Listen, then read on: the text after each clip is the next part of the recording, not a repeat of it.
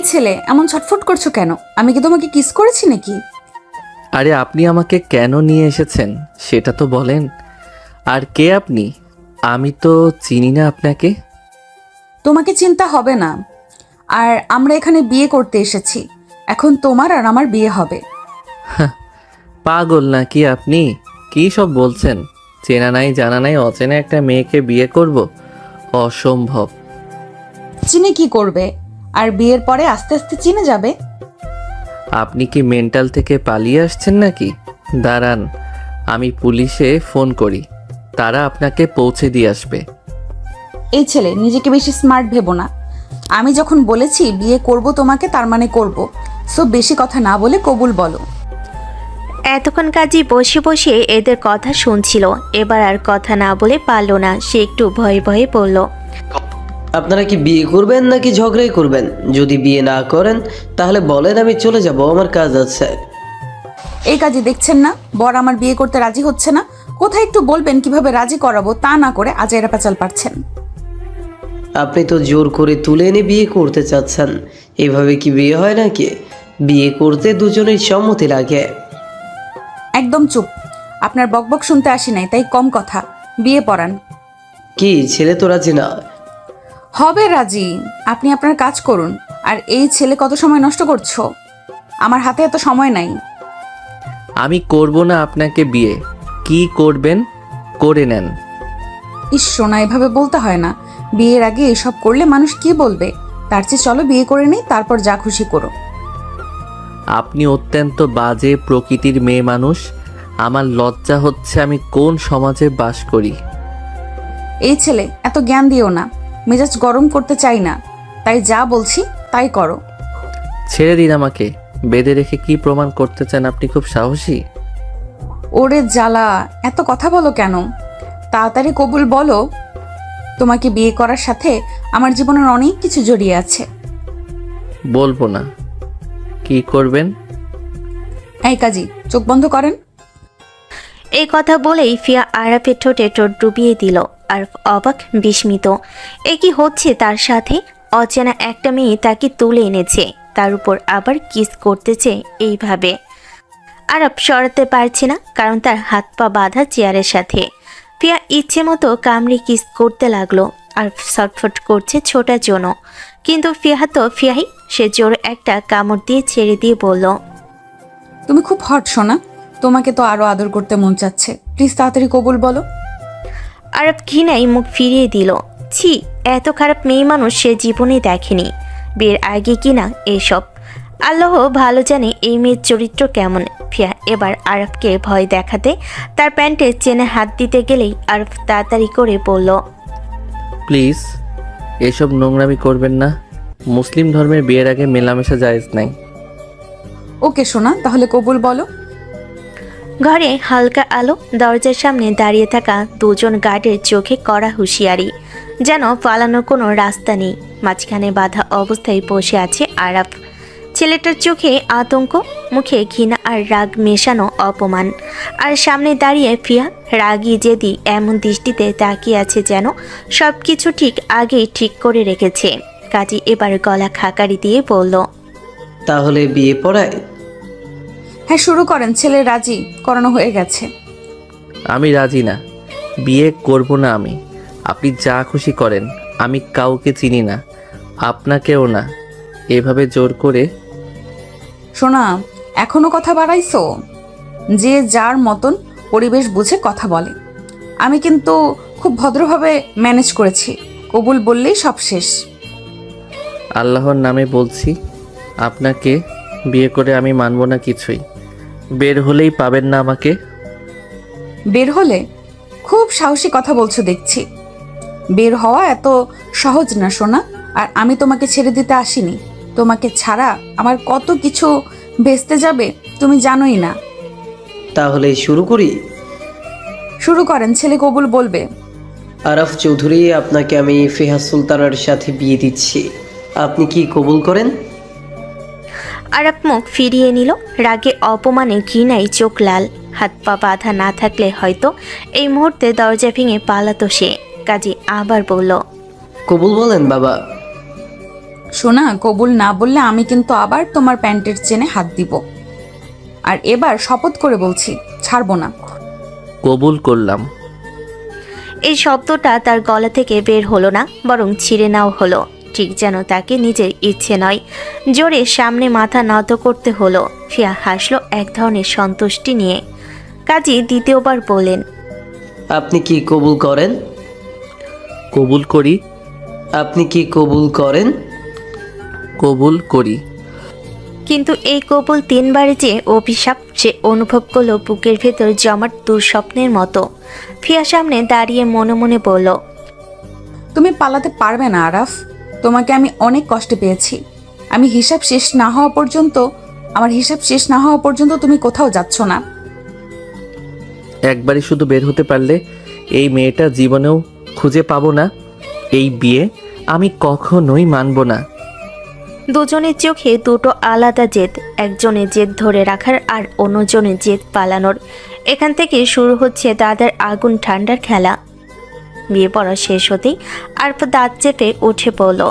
হাত পায়ে বাঁধা দড়ি খোলা হয়েছিল মাত্র কয়েক মিনিট আগে।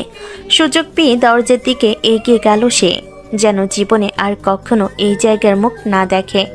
আর তখনই ফিয়ার ঠান্ডা স্থির গলা পেছন থেকে ভেসে এলো, কই যাও সোনা? বউ রেখে এভাবে চলে যাচ্ছ? আরব দাঁড়িয়ে গেল, যেন পেছন থেকে কেউ তার কাঁধ চেপে ধরেছে। ঘুরে তাকাতেই দেখল ফিয়া তার হাত বুকের সামনে গুটিয়ে দাঁড়িয়ে আছে। তার চোখে সেই একই জেদ, সেই একই অধিকার বোধ। আরব গলা শক্ত করে বলল, আমি কোনো বউ রেখে যাচ্ছি না, কারণ আমি এই বিয়ে মানি না, বুঝেছেন? আপনার জোর করে বলাতে কিছু হয় না। আমার জীবনে কেউ এভাবে ঢুকে যেতে পারে না। ফিয়া ধীরে ধীরে এগিয়ে এলো। প্রতিটা পা ফেলার শব্দ যেন চারপাশের নীরবতা ভেঙে দিচ্ছিল। চোখের রহস্য আর ঠোঁটে অদ্ভুত এক হাসি। মানো বা না মানো, আমি তো তোমার বউ হয়েই গেছি। আর তোমার না বলায় কি আসে যায়? বিয়ে হয়ে গেছে, এখন মানতেই হবে। আপনি হয়তো ভাবছেন আমি খুব ভয় পাই আপনাকে। একবার বাইরে বের হতে পারলেই। বাইরে বের হবে তুমি আমাকে ছেড়ে? সোনা, তুমি আসলেই ভাবো পালাতে পারবা? আমি কাউকে জোর করে বিয়ে করিনি কখনো, আর কেউ আমাকে জোর করতে পারে না। তাই বারবার বলছি, আমি এই বিয়ে মানি না। ফিয়া সামনে এসে তার শার্টের কলারটা ধরে একটু টেনে নিয়ে বলল, মানতে হবে সোনা, উপায় নাই তোমার। যেদিন বুঝবে কেন তোমাকে জোর করে বিয়ে করেছি, সেদিন হয়তো আমাকেই খুঁজে বেড়াবে। আর আপনি যেদিন বুঝবেন জোর কাকে বলে, পালানো কাকে বলে, সেদিন আফসোস করবেন এই কাণ্ডের জন্য। চলো সোনা, বউকে বাড়ি নিয়ে যাওয়ার পালা এবার। পালিয়ে লাভ হবে না, কারণ তুমি আমার। আরফ দরজার দিকে তাকালো আর বাইরে অন্ধকারের দিকে, আর মনে মনে ভাবলো, একবার শুধু সুযোগ পেলেই এই মেয়ের হাত থেকে পৃথিবীর এক প্রান্তে পালিয়ে যাব। তুমি পালাতে চাইলেই কি পালানো যায়? তোমাকে ধরে রাখতে আমি কি সব করেছি তুমি জানোই না আরাফ। ঘর থেকে বেরিয়ে আসতে রাতের ঠান্ডা হাওয়া আরাফের মুখে লাগলো। মনে হলো এইটুকুই যেন তার মুক্তির স্বাদ। সে দ্রুত এগিয়ে যেতে লাগলো বাইরের দিকে, কিন্তু ফিয়া ঠিক পেছনেই। হঠাৎ ফিয়া গলা নরম করে বলল, চলো সোনা, আমাদের বাড়ি যাব। কখনো না, আমি আমার নিজের বাড়িতে যাব, আপনার সাথে কোথাও না। তুমি প্রচুর জেদ করো সোনা, কিন্তু একটা জিনিস জানো না, এই ফিহা কারো কথার ধারে না। কিন্তু তুমি তো আমার সোনা বর, তোমার কথাটা শুনবো। চলো, তোমার বাড়িতেই যাব আমরা। আপনি আমার বাড়িতে যাবেন মানে কি? আমি কাউকে নিয়ে বাড়িতে ঢুকাবো না, আপনাকে তো কোনোভাবেই না। বউ হই আমি তোমার বাড়িতে যাওয়াটা তো আমারই অধিকার। বউ মানি না আমি, বুঝছেন? আর আমার পরিবার তো আরও বেশি মানবে না আপনাকে। তোমার পরিবার মানবে কি মানবে না সেটা দেখার দায়িত্ব আমার। তুমি শুধু চলো, বাকি সব আমি সামলাবো। না, আমি কাউকে বাড়ি নিয়ে যাই না। আমার আব্বু আম্মা, আমার পরিবার, এইসব তারা একদমই। সোনা, ভয় করছে নাকি নিজের বউকে লুকিয়ে রাখতে চাইছো? লুকানোর প্রশ্নই নেই, স্বীকার করছি না বলছি, তাও বুঝতে পারছেন না। আজ বিয়ে হয়েছে আর আজই তোমার বাড়িতে যাব। তুমি রাজি না হলে জোর করেই নিয়ে যাব, ঠিক যেমন বিয়েতে করলাম। আরব চুপ হয়ে গেল মুহূর্তেই। এবার চোখ তুলে বাইরের দিকে আরেকবার ফিয়ার দিকে তাকালো। বাড়ি নিয়ে গেলে যে কি হবে সেটা তো কল্পনাতেই নাই। ফিয়া আবার বলল, চলো শোনা, সময় নষ্ট করো না। তোমার মা আমাকে দেখলে খুশি হয়ে যাবে এই এমন বউ পেয়ে। আমি পারবো না, আপনাকে নিয়ে গেলে বাসায় ঝড় উঠবে, আমার পরিবার আপনাকে মানবে না, আমাকে তো আরও মারধর করবে।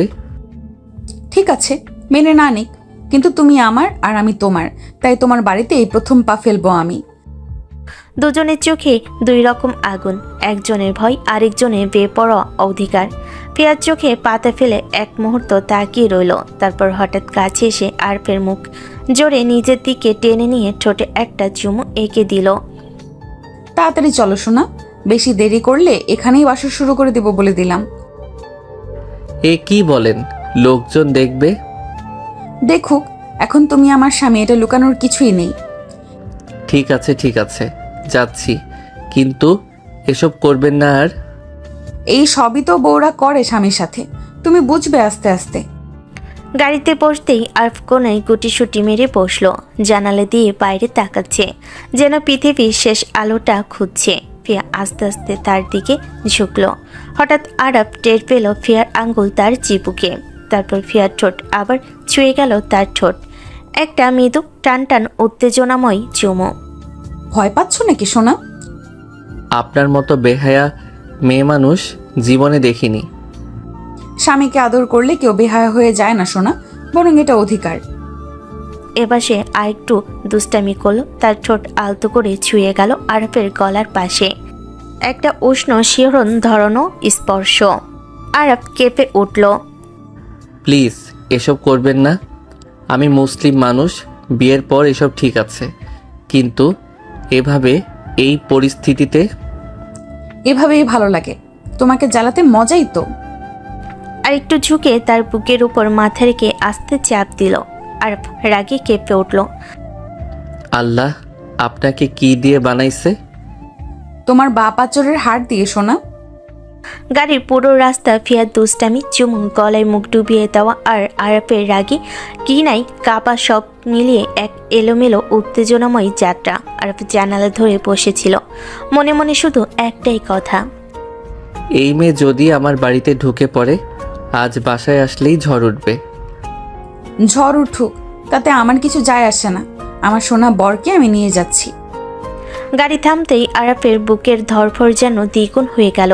নিজের বাড়িটা সামনে দাঁড়িয়ে আছে সে, কিন্তু আজ সেটা আশ্রয় না, যেন ভয়ঙ্কর এক ফাঁদ। গাড়ি থেকে নামা মাত্রই আরাফ দাঁড়িয়ে রইল জমে থাকা ভয়ে, মুখ শুকনো, চোখে আতঙ্ক। ফিয়া গাড়ির দরজা ধপ করে বন্ধ করে হাসি মুখে বলল, আরে সোনা, ফিহার হাজবেন্ড হয়ে তুমি ভয় পাচ্ছ? এটা কিন্তু মোটেও মানায় না তোমাকে। আপনি তো বুঝতেই পারছেন না এখন কি হবে, এরা কাউকে গ্রহণ করে না, আর আপনাকে তো। ফিয়া এগিয়ে এসে তার হাতটা ধরে ফেলল, জোরে নয়, খুব আত্মবিশ্বাস নিয়ে। কিছুই হবে না, তুমি আছো, আমি আছি, বাকি যারা কিছু বলবে তাদের উত্তরও আমি দিব। চলো।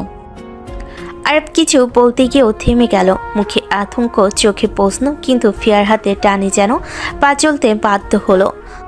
দুজন একসাথে বাড়ির দোরগোড়ায় উঠতে ভেতর থেকে আরাফের মা বেরিয়ে এলেন, চোখে বিস্ময়, মুখে বিরক্তি, তাৎক্ষণিক সন্দেহ।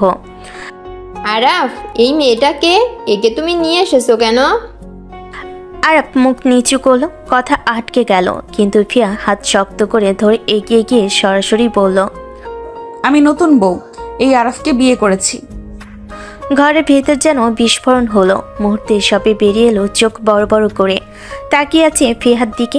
আরাফের মা তীব্র কণ্ঠে বলেন, বিয়ে? আরাফ এটা কি বলছে, সত্যি? আম্মা, ব্যাপারটা মানে। হ্যাঁ সত্যি, আমি আরাফের স্ত্রী, এখন থেকে এই বাড়ির বউ। সবাই স্তব্ধ, এক শব্দও নেই কারো মুখে, শুধু আরাফ মনে মনে বলছে, এবার তো সত্যি ঝড় শুরু হলো। ঝড় তো উঠবেই, কিন্তু আমি থামবো না। ঘরে টান টান উত্তেজনা। দরজায় দাঁড়িয়ে থাকা ফিয়ার চোখে এক ফোঁটাও ভয় নেই, বরং অদ্ভুত এক কঠোরতা। আরব পাশে দাঁড়িয়ে কাপা কাপা গলেই বোঝাতে চাইছে, কিন্তু কেউ শুনছে না। আরব বাবার দিকে তাকিয়ে, বাবা, বিশ্বাস করেন আমি ওনাকে চিনি না, উনি জোর করে আমাকে বিয়ে করছে। এক মুহূর্তের জন্য ঘরটা নিস্তব্ধ, তারপর চপাত।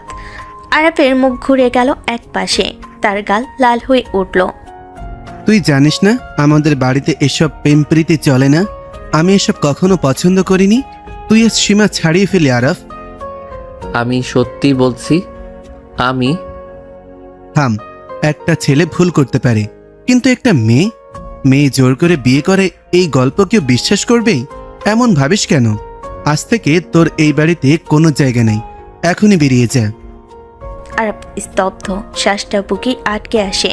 ঠিক তখনই ফিয়া এক পা এগিয়ে এলো। কেউ কোথাও যাবে না, এক পাও নড়বো না আমি। সবাই অবাক হয়ে ফিয়ার দিকে তাকায়। এতক্ষণ যে মেয়েটাকে নরম ভেবেছিল সবাই ভুল ছিল। ফিয়া দৃঢ় গলেই বলে, বিয়ে হয়েছে সেটা আমার অধিকার। আর একটা কথা শুনে রাখুন, আমাকে অপমান করার চেষ্টা করলে বা এইভাবে কাউকে বাসা থেকে বের করতে চাইলে আমি পুলিশে জানাতে বাধ্য হব। ঘরে যেন ঝড় নেমে আসে। আরব সহ সবাই হতবাক। এই মেয়েটা এত শক্ত। তুমি পুলিশ ডাকবে আমাদের বাড়িতে? আইন সবার জন্য সমান, আমি ভয় পাই না। কেউ ভাবেন মেয়েরা সব সময় চুপ থাকে, তাহলে ভুল করছেন। ঘরে নিস্তব্ধতা নেমে আসে। আরব প্রথমবার ফিয়ার দিকে তাকায়, যেন মেয়েটাকে সে নতুনভাবে চিনল। ফিয়া এতক্ষণ চুপ ছিল, কিন্তু এবার সে একদম এগিয়ে গিয়ে আরবের হাত চেপে ধরে টান দিল। চলো, তোমার ঘর কোনটা? কোনটা মানে? আমি বলেছি তোমার ঘর কোনটা দেখাও, এত কথা বলতে হবে না।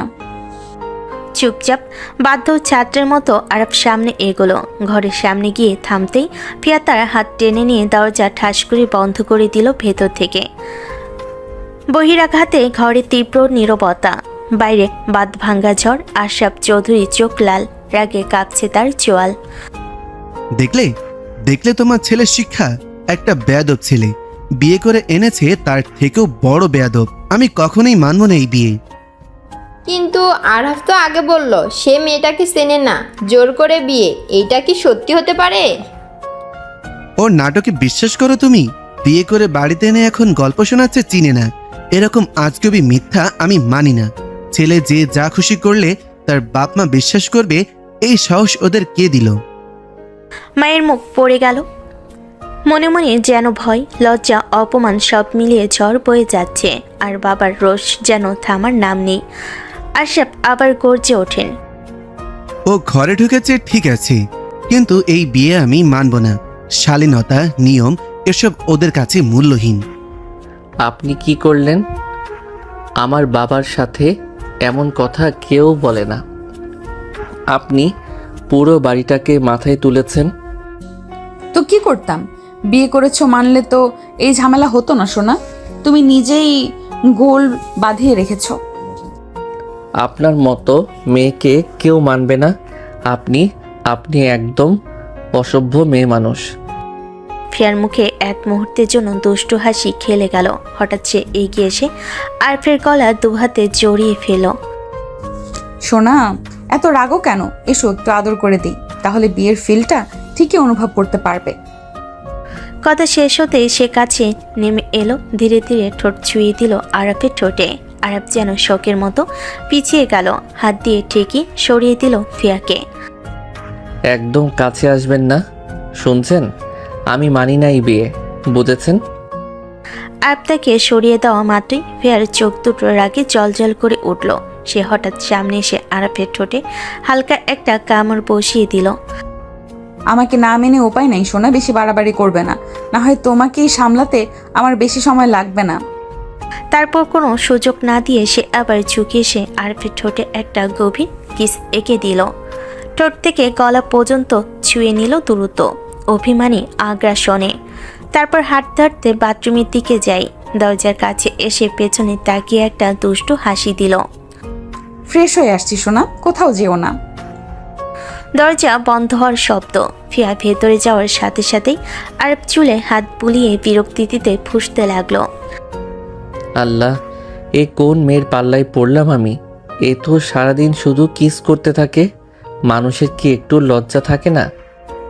তার গাল এখনো লাল, রাগে নাকি ফিয়ার কিসে সে নিজেও বুঝতে পারছে না। ঘরের ভিতর এক অদ্ভুত উত্তেজনা, আর পুরো বাড়ি কাঁপছে অস্বস্তিতে। ফিয়া ওয়াশরুম থেকে আরবকে চিৎকার করে বলল, জান, পরার তো কিছুই নেই, তোমার একটা ট্রাউজার টি শার্ট দাও। নাউজবিল্লাহ, আমাদের বাড়ির মেয়েরা এসব পরে না। এত কথা বলো কেন? তাহলে কি আমি পোশাক ছাড়াই বের হব? তুমি যদি বলো তাহলে তাই বের হই। কি বলো সোনা? আল্লাহ রহম করো, দাঁড়ান দিচ্ছি, এমন করবেন না। ভয় পাবার কিছুই নেই, আমাকে মানলেই সব ঠিক হবে, আর তুমিও আর কষ্ট পাবে না। এ কোন মেয়ের পাল্লায় পড়লাম? লজ্জা শরম কিছুই নাই, সারা দিন শুধু ব্ল্যাকমেইল করে। সোনা, বউ হয়ে যাওয়ার সঙ্গে আদরও পেতে হবে, পালানোর কোনো উপায় নেই। সোনা চলো, ক্ষুধা পেয়েছে, খেয়ে আসি। এই ড্রেস পরে বাইরে যাবেন, বাবা দেখলে রাগ করবে। তো কি হয়েছে? এই ড্রেস তুমি কি ভয় পাচ্ছ সোনা? প্লিজ এমন বলবেন না, বাবা দেখলে খুব রাগ করবে।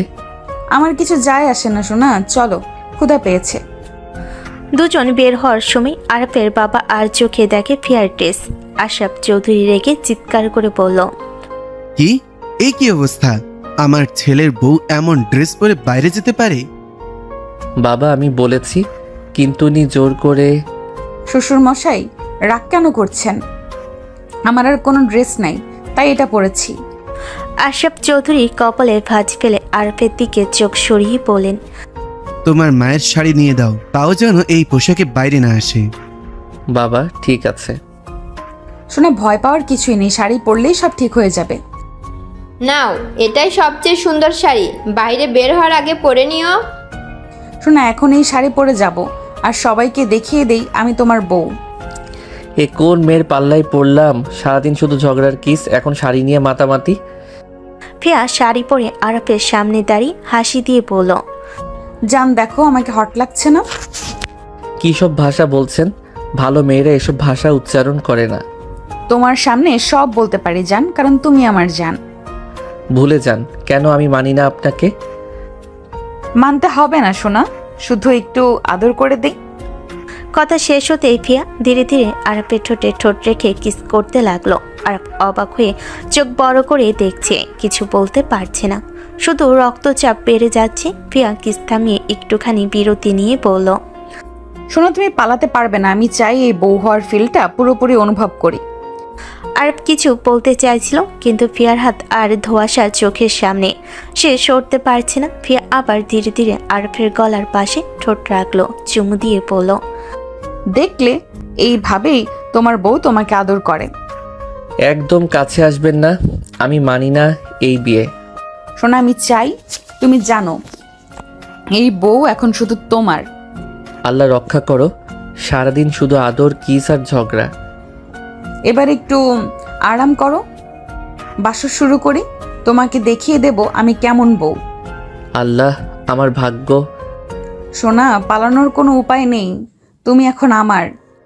ফিয়া আরবকে টেনে নিচে নামালো। দুজন ধীরে ধীরে খাওয়ার টেবিলের দিকে এগোলো। আরব মনে মনে বলছে, সারাদিন কিস আর ঝগড়া, এবার খাওয়ার জন্য কি ধকল। আরব ভয় পেয়ে বাবা মায়ের দিকে তাকাতে লাগলো। শোনো, বউকে খাওয়াতে হলে নিজে ইনকাম করে খাওয়াও, আমি খাওয়াতে পারবো না। আরে, আপনি তো খুব কিপটা, আমার মতো একটা মেয়েকে খাওয়াতে চাচ্ছেন না, হার কিপটা। বাবা, ওর কথায় কিছু মনে করবেন না। দেখছো না মেয়েটা কত সরল, তোমার মতো ছেলেকে সামলাতে পারবে। আমি তো কিছু বলছি না, এই বউ আমার ছেলের জন্য অনেক বড় চ্যালেঞ্জ। শোনা, দেখছো না বাবা রেগে গেল, এবার তোমার আমাকে ইনকাম করে খাওয়াতে হবে। এত ঝামেলার পরে এখন আবার খাওয়ানোর চাপ। চলো এখন তো খাই, খেতে দেরি করলে কিন্তু মাথা গরম হয়ে যাবে। আল্লাহ, আমার ভাগ্য, এই বউ আমার উপর এত ক্ষমতা প্রয়োগ করছে, অথচ আমি কিছুই করতে পারছি না। শোনা, মনে রেখো, তুমি এখন শুধু আমার, আর আমি তোমাকে শিখতে হবে কিভাবে বউ খাওয়ায়। রাতে ঘুমের সময় ঘরের আলো হালকা। ফিয়া আরবের দিকে ধীরে এগিয়ে এলো। আরব চোখ ফাঁকি দিয়ে অন্যদিকে তাকিয়ে রইল। ভয় হচ্ছে আজ তার পালানোর কোনো উপায় নেই। শোনা, আজ তো আমাদের বাসর, একটু আদর করো। কিছুতেই না, আমি মানি না আপনাকে। দূরে থাকবেন, বুঝলেন? এসব শুনতে চাই না সোনা, আমার আদর চাই। আরবকে ধাক্কা দিয়ে ফেলে দিল বিছানায়। আরব বিস্মিত হয়ে বিছানায় লুটিয়ে পড়ল। চোখ বড়, লজ্জা আর রাগের মিশ্রণ। কিন্তু ফিয়া একেবারেই থেমে নেই। ফিয়া ধীরে ধীরে আরবের গলায় হাত রেখে মুখ ভিজিয়ে কিস করতে লাগলো। আরব চুপচাপ, কিছু বলতে পারছে না। সোনা, বুঝলে, বউ যখন আদর করতে চায় পালানোর কোনো উপায় থাকে না। আল্লাহ, কোথায় গেল আমার স্বাধীনতা? ফিয়া আবার আরবকে কাছে টেনে নিল। আরবের চোখে লজ্জা, কিন্তু ফিয়ার চোখে হাসি। রাতের অন্ধকারে তাদের মাঝে শুধুই আদর আর রোমাঞ্চের বাতাবরণ। সোনা, একটু আদর করো, আজকের রাতটা স্মরণীয় করে রাখি আমরা। আরব শুধু মাথা নিচু করে ভাবছে কিভাবে এই বইয়ের পাল্লা থেকে বের হবে। কিন্তু ফিয়া একেবারেই থামছে না। তার আদর, চুমু আর রাগের মিশ্রণে রাতটা আরো রোমান্টিক হয়ে উঠল। রাতের অন্ধকার, ঘরের হালকা আলো, শুধু ওরা দুজন। ফিয়া ধীরে ধীরে শাড়ি খুলতে শুরু করলো। আরব চোখ বুজে হাত ধরে বলল, আল্লাহ, একটু তো লজ্জা রাখুন। সোনা, তুমি ছাড়া আমার এই সৌন্দর্য কে দেখবে? একটু তাকাও আমার দিকে। আরব চোখ খুলে ফিয়ার দিকে তাকালো। হঠাৎ মনে হলো হৃদয় ধকধক বেড়েছে। ফিয়া এত সুন্দর, এত সাহসী, আর শাড়ি খুলে সে তার সৌন্দর্য প্রকাশ করছে। আর পাগল হয়ে গেল। চোখ বড়, নিঃশ্বাস আটকে। তার মনে একবারের জন্য ভেবেছিল না এমন দৃশ্য তার সামনে আসবে। সোনা, দেখছো না, সবই তোমার জন্য। এখন পালানোর উপায় নেই, আমার কাছে আসো। আল্লাহ, এসব কি হচ্ছে? ফিয়ার হাসি, চোখে ঝিলিক আর শরীরের আভা সব মিলে আরবকে সম্পূর্ণ হতবাক করে দিয়েছে। ফিয়া ধীরে ধীরে তার সামনে এগিয়ে আসে, সৌন্দর্য আর সাহসের মিশ্রণে। আরবের লজ্জা আর উত্তেজনা বেড়ে যায়। ফিয়া ধীরে ধীরে আরবের ঠোঁটে কিস করতে লাগলো। আরব বাধা দিতে পারছে না। ফিয়া আরবের হাত তার শরীরে রাখলো। আরবের হাত কেঁপে উঠল। আস্তে আস্তে ফিয়ার শরীরে তার হাত বিচরণ করতে লাগলো। ফিয়া কেঁপে উঠে আরবের ঠোঁট কামড়ে ধরলো। আরব উন্মাদের মতো হয়ে গেল। সে ফিয়ার গলায় মুখ ডুবিয়ে কিস করতে লাগলো। ফিয়ার শরীরে চাপ দিতে লাগলো। তারপর কিছুক্ষণের মধ্যে দুটি শরীর এক হয়ে গেল। ভোরের আলো ধীরে ধীরে ঘরে ঢুকছে। আরব চোখ খুলে দেখলো ফিয়া তার গলায় হাত রেখে গভীর ঘুমিয়ে ডুবে আছে। আরব ধীরে ধীরে চারপাশে তাকালো। হঠাৎ তার চোখ বড় হয়ে গেল। দুজনের পোশাক নেই। মুহূর্তে তার মনে ভেসে উঠল রাতের ঘটনাগুলো। তারা ঘনিষ্ঠ হয়েছে, সে আরবকে কিস করেছে, আদর করেছে, তারা একসঙ্গে শুয়েছে। সিসি, আমি এই মেয়ের সাথে ঘনিষ্ঠ হলাম কিভাবে? উনি তো আমাকে জোর করে বিয়ে করেছে। আমি তো ওনাকে চিনি না ভালো করে, কিভাবে পারলাম ওনার সৌন্দর্য দেখে হারিয়ে যেতে? আরব হাত দিয়ে মুখ ঢেকে নিঃশ্বাস নিয়েছে। লজ্জা, হতাশা আর অবিশ্বাস সব একসাথে। মনে হচ্ছে রাতে সব ঘটনার পরও তার নিয়ন্ত্রণ হাতছাড়া। ফিয়া গভীর ঘুমে। আরব চোখে চোখ রাখে, মনে মনে ভাবছে, কখনো ভাবিনি সে এই মেয়ের সৌন্দর্য আর সাহস তাকে এমন অবস্থায় ফেলে দেবে। রাতের ঘটনা তাকে পুরোপুরি বিভ্রান্ত করেছে। আর ফিয়ার সাহস ও সৌন্দর্য তার মনকে আরও শক্ত করে ধরে রেখেছে। আর উঠতে নিলে ফিয়া হঠাৎ তার দিকে ধীরে এগিয়ে এসে হাত দিয়ে তাকে টেনে নিয়ে বলল, সোনা, আর একটু ঘুমাও, রাতে তো তুমি আমাকে খুব জ্বালিয়েছো। ছাড়ুন, আমি ওয়াশরুমে যাব। সোনা, একটু আদর করো, তোমার আদর পেতে আমি মরিয়া হয়ে যাচ্ছি। আর চুপচাপ, লজ্জা আর দ্বিধায় মাথা নিচু করে বলল, প্লিজ ছাড়ুন, রাতে সব ভুল করে হয়ে গেছে। ফিয়ার চোখে আগুন জ্বলে উঠল। সে রাগে ঠোঁট কামড় দিয়ে বলল, আমার ভালোবাসাকে ভুল বলছো? তোমার কি করা উচিত জানো? আর স্তব্ধ। ফিয়া আবার ধীরে তার ঠোঁটে ঠোঁট রাখলো। আর চুপচাপ, কিছু বলতে পারছে না। ফিয়া এবার আরবকে পুরো ঘনিষ্ঠভাবে জড়িয়ে নিল। ঠোঁটে চুমু, বুকে আদর আর হাতের নরম স্পর্শ সব মিলে আরবকে নতুন এক অনুভূতির মধ্যে ফেলে দিল। আরব মনে মনে বলল, আল্লাহ, এই মেয়ের প্রতি আমি এতটা দুর্বল হয়ে গেলাম, অথচ ও আমাকে জোর করে বিয়ে করেছে। ফিয়া ধীরে ধীরে আরবকে নিজের দিকে টেনে নিল। তারা দুজন আবার ঘনিষ্ঠ হয়ে গেল। আরব না চাইতো আবারও ফিয়ার মাঝে ডুব দিতে হলো। তার খারাপ লাগছে না, বরং আলাদা শান্তি অনুভব করছে সে। সকালে সূর্যের আলো ঘরে ঢুকতেই লাগলো। নাস্তার টেবিলে সবাই বসে আছে। আরব চুপচাপ লজ্জা আর আগের রাতের স্মৃতি নিয়ে বসে আছে।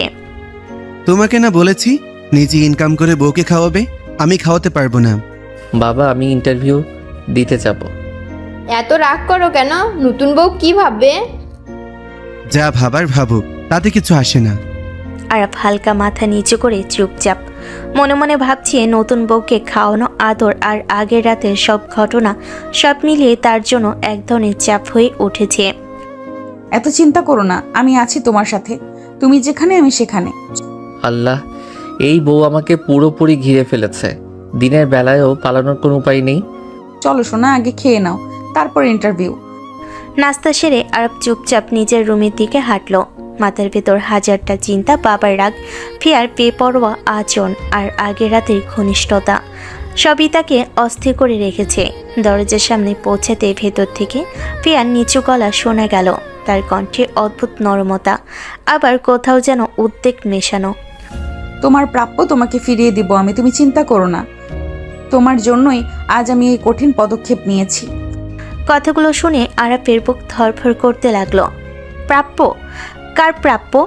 কোন কোন কঠিন পদক্ষেপ? তার মাথায় যেন বাজ পড়ল। আল্লাহ কাকে বলছে? কিসের কথা? আমাকে বিয়ে করা কি কঠিন পদক্ষেপ? আর ফিরিয়ে দেবে মানে কি? সে আস্তে করে দরজা খুলে ভেতরে ঢুকলো। ফিয়া শব্দ শুনেই হঠাৎ ঘুরে তাকালো, চোখে ধরা পড়ল লুকানোর চেষ্টা, অস্থিরতা। ফোনটা মুহূর্তেই কেটে দিল। সোনা, উপস, তুমি ঢুকে গেছো? কিছু না, দরকারি কাজ ছিল। আরফের চোখ তীক্ষ্ণ হয়ে গেল, তার সন্দেহ আরও বেড়ে গেল।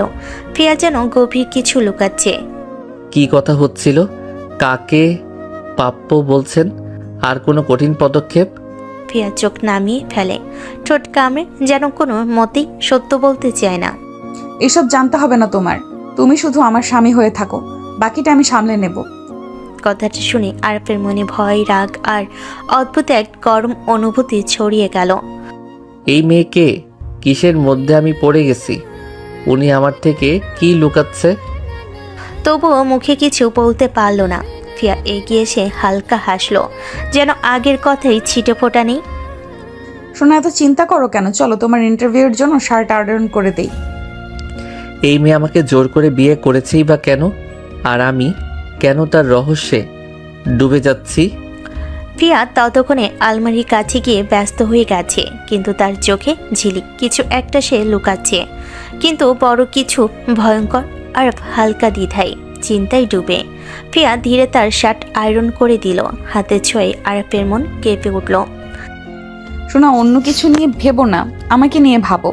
আমার দিকে তাকাও, দেখো আমি কত হট। তোমার কি আদর করতে মন চায় না আমাকে? আর হঠাৎ ফিয়ার দিকে তাকালো। ফিয়া সত্যি অসাধারণ সুন্দরী, তার চোখে আগুন, ঠোঁট লাল, লম্বা চুল ও ঝলমলে।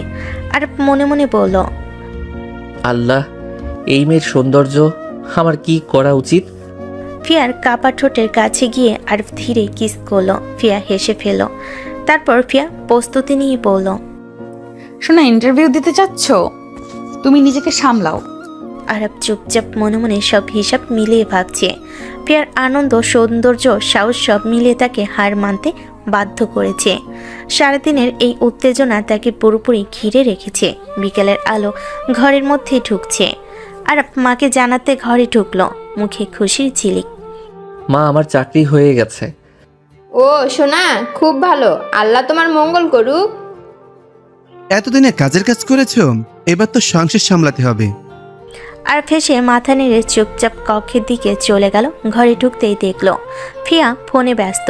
হালকা হাসি দিয়ে কোনো কথা না বলে ফ্রেশ হতে শুরু করলো। আর ধীরে দরজা খুলে বের হলো। কি হলো? আমার দিকে তাকাচ্ছ না কেন?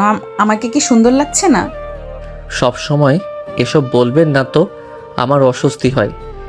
শোনা, অস্বস্তি কেন হবে? আমি তোমার বউ, ভুলে যাও নাকি? আরব চুপচাপ লজ্জায় মাথা নিচু করে। ফিয়া ধীরে তার পাশে বসলো, হাত দিয়ে কাঁধ জড়িয়ে ধরে বলল, আরাফ, এখন বুঝছো না, আমি তোমার সব সময় থাকবো। আমি তোমার সাথে সব সময় থাকবো, তোমার অস্বস্তি কমিয়ে দিব। আরব শুধু চুপচাপ বসে থেকে ফিয়ার চোখে ঝিলিক আর হালকা হাসি দেখে মনে মনে বলল, এই মেয়ের জন্য আমি তো নিজেকে চিনতে পারছি না। শোনা, এখানে আসো। বলে সে আরফের গলা জড়িয়ে ধরে হঠাৎ ঠোঁটে কিস করলো। আরাফ প্রথমে লজ্জায় গা শক্ত করে নিল, ধীরে ধীরে নরম হয়ে এলো। ঠিক তখনই ঘরের বাইরে হঠাৎ জোরে চিৎকার, ঢং করে দরজায় ধাক্কার আওয়াজ। এই চিৎকার করে কে? আমার ছোট চাচ্চু। ছোট চাচ্চু? তোমরা ছাড়া বাড়িতে আর কেউ আছে জানতাম না তো। উনি মানসিকভাবে অসুস্থ, তাই আলাদা ঘরে রাখা হয়। কেউ গেলে ধরবে, কামড়াবে, ধাক্কা দেবে, অনেক সমস্যা হয়। আপনি ওনার আশেপাশে কখনোই যাবেন না, উনি বিপজ্জনক। ফিয়ার চোখ বড় হয়ে গেল। একটু আগেও যে মেয়েটা বাঘিনীর মতো আচরণ করছিল, এখন সে এক মুহূর্তের জন্য থমকে গেল। মানে সত্যি হামলা করবে?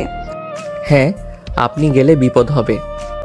ফিয়ার মুখে প্রথমবার একটু ভয়, একটু সতর্কতা ফুটে উঠল। সে আস্তে করে আরফের হাতটা ধরল, যেন নিরাপত্তা খুঁজছে। আচ্ছা, তাহলে তুমি আমার পাশে থাকবা, ঠিক আছে? আমি কিন্তু ভয় পাই না, তবুও তুমি থাকলে ভালো লাগে। আরফ একটু হেসে ফেল। এই মেয়েটা কখনো আগুন, কখনো বরফ, আর কখনো একেবারে ভীতু বাচ্চা। চলো সোনা। ওই চিৎকার আমার রোম্যান্সের মুডটাই নষ্ট করে দিল। বলে আবারও আরাফের কাঁধে মাথা রাখলো। ভয়, ভালোবাসা, রাগ সব মিলিয়ে ফিয়া যেন হাজার রঙের এক মানুষ। পরের দিন সকালে আরাফ অফিসে চলে গেছে। ঘর যেন শান্ত, কিন্তু ফিয়ার চোখে কিছু খুঁজে পাওয়ার আগ্রহ দেখা যাচ্ছে। ফিয়া চুপি চুপি আরাফের চাচ্চুর ঘরে চলে গেল। হঠাৎ চাচ্চু বুঝতে পারলো, চোখ বড় করে চিৎকার করতে লাগলো। হাতে থাকা ফুলদানি ছুঁড়ে মারল। ফিয়ার কপাল কেটে গেল, রক্ত টপ টপ করে পড়তে লাগলো।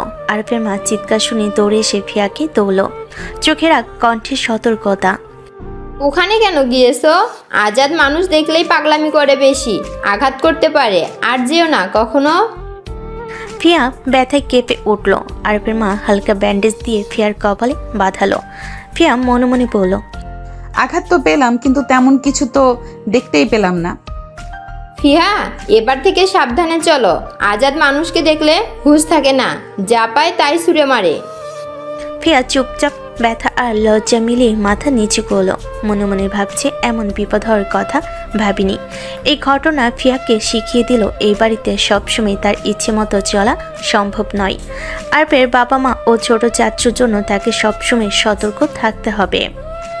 চাচুর এই অবস্থা কি করে হলো? প্রেমে ব্যর্থ হয়ে পাগল হয়ে গেছে। আজাদ মেয়েটাকে প্রচণ্ড ভালোবাসতো, কিন্তু মেয়েটা তাকে ধোকা দিয়েছে। তাই আপনি দেখেছেন তাকে?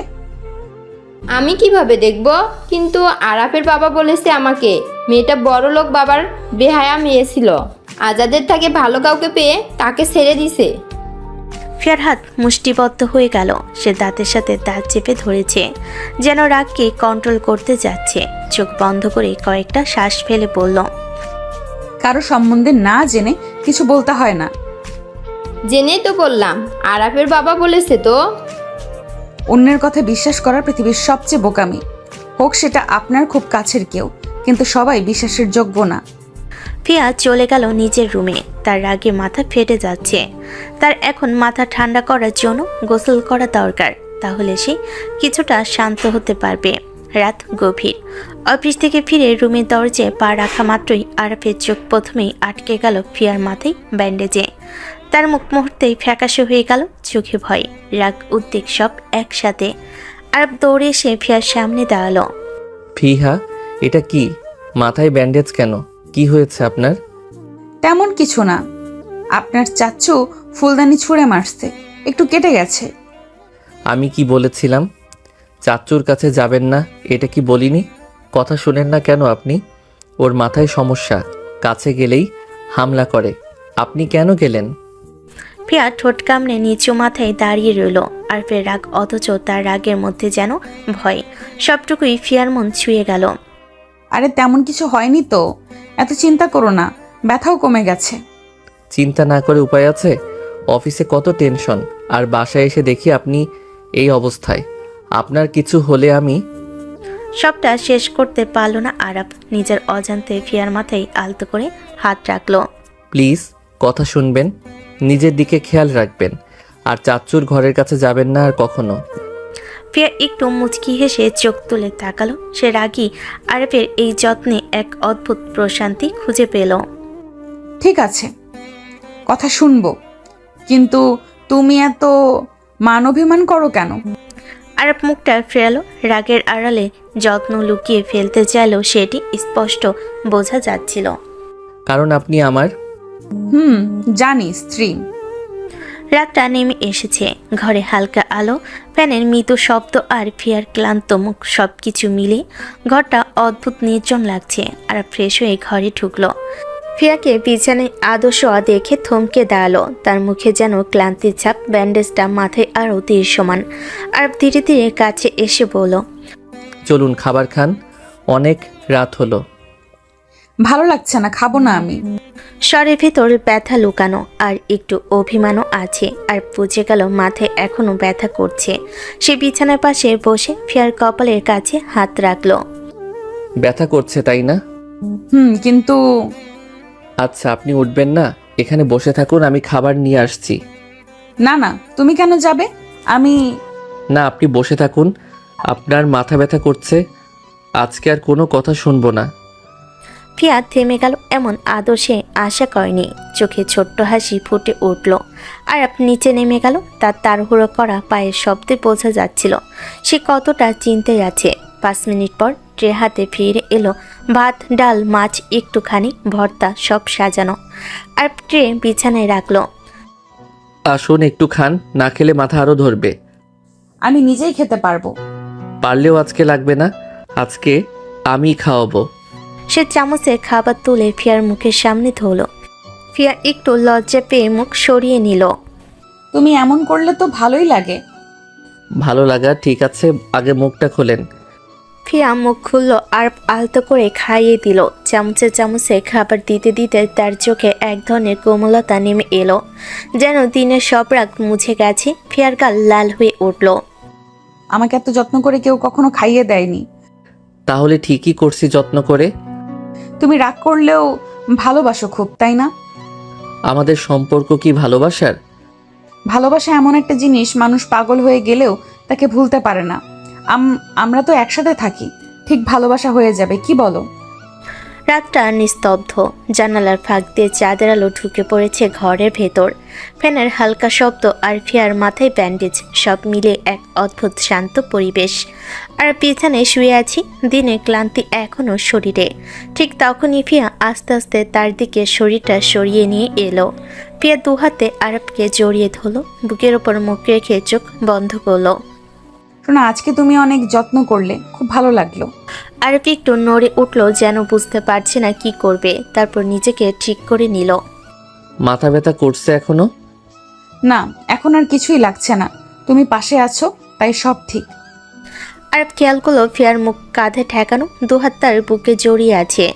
আগে হলে সে নড়ে চড়ে একটু দূরে যেত, কিন্তু আজ কোনো বারণ নেই, বরং ধীরে ধীরে নিজের হাত তুলল। ফিয়ার মাথায় আলতো করে হাত বুলিয়ে দিল। এভাবে ঘুমানো উচিত নয়, ব্যান্ডেজে চাপ পড়ে যাবে। একটু চাপ লাগলে কিচ্ছু হবে না, ভয় পেও না। কথাটা শুনে আরব হেসে ফেল। তার হাসিতে আদর ছিল, মায়া ছিল। সে ফিয়ার চুলে আঙ্গুল বুলিয়ে দিতে দিতে ধীরে ধীরে নিচু হয়ে এলো। তারপর ফিয়ার কপালে খুব নরম একটা চুমু দিল। ঘুমিয়ে পড়ুন, মাথা নাড়াচাড়া করবেন না। তুমি যখন এমন করে মাথায় হাত বোলাও, তখন মনে হয় সারা জীবন তোমার বুকে শুই। আরব আর কিছু বলল না, শুধু তার হাতটা ফিয়ার পিঠে রেখে দিল, যেন তাকে ধরে রাখছে। ফিয়া আরও শক্ত করে জড়িয়ে ধরল তাকে। যাদের আলোয় তাদের দুজনকে দেখে মনে হচ্ছিল ঝগড়া, রাগ, খুনসুটি সব মিলে এটাই তাদের সত্যি জায়গা। এভাবেই পরস্পরের বুকের ভেতর হারিয়ে থাকা সকালটা ছিল পুরো বাড়িতে একটা অদ্ভুত নীরবতা নিয়ে। ফিয়ার মাথায় ব্যান্ডেজ, আরবের আবার চাকরি, সব মিলে ঘরে একটা নতুন পরিবেশ। আরব সকালে নাস্তা সেরে শান্ত গলায় বলল, যাচ্ছি, দেরি হয়ে যাবে। ফিয়া তাকে শুধু মাথা নেড়ে বিদায় দিল। চোখে একটু অন্যরকম ভাব, যেন কোথাও যাওয়ার প্ল্যান আগেই মাথায় ছিল। আর বের হয়ে যেতে ফিয়া শাড়ি ঠিক করে রান্নাঘরে গেল। মা, আমি একটু বাইরে যাব, আসতে দেরি হবে না। এ অবস্থায় কোথায় যাবা? মাথায় ব্যান্ডেজ। আরে মা, একটু দরকারে, খুব বেশি দূরে না। তার ভেতর দৃঢ়তা, চোখে চিন্তা, কিন্তু হাসি মুখে সব ঢেকে ফেলল। মা অনুমতি দিতেই সে বেরিয়ে গেল বাড়ি থেকে। রেস্টুরেন্টে একটা শান্ত কোণের টেবিলে আগে থেকে বসেছিল এক মধ্যবয়সী মহিলা। চোখে নিচে চাপ, মুখে ক্লান্তি আর দুশ্চিন্তা। ফিয়া ঢুকতেই ফিয়ার ফুপি দাঁড়ালো, উঠে দাঁড়ালো। ফিহা, তুমি ঠিক আছো তো? কপালে কি হয়েছে? এটা কিছুই না, তুমি বরং চিন্তা বাদ দাও, আমি যা বলেছি সব ঠিক করে দেব। পরিস্থিতি এখন কেমন? ওরা কিছু বুঝেছে? পরিস্থিতি একটু ঘোলা, কিন্তু ঘোলা জলে মাছ ধরা সহজ।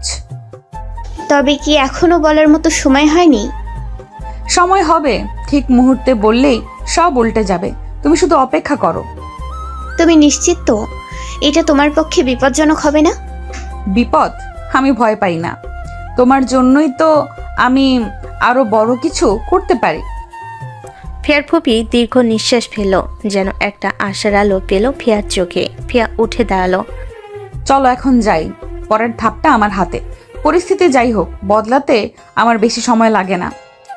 সে কথাটা বলে দরজার দিকে এগিয়ে গেল। তার পিছু পিছু ছায়া হয়ে রইল সেই রহস্যময় নিবেদিত মহিলাটি। সন্ধ্যার রোদটা হালকা কমলা হয়ে রেস্টুরেন্টের গাছের উপর পড়ছিল। ভেতরে কফির গন্ধ আর মানুষের হালকা গুঞ্জন। ফিয়া সেই রহস্যময় মহিলার সাথে কথা শেষ করে ধীর ভঙ্গিতে রেস্টুরেন্টের দরজার দিকে এগোতে লাগলো।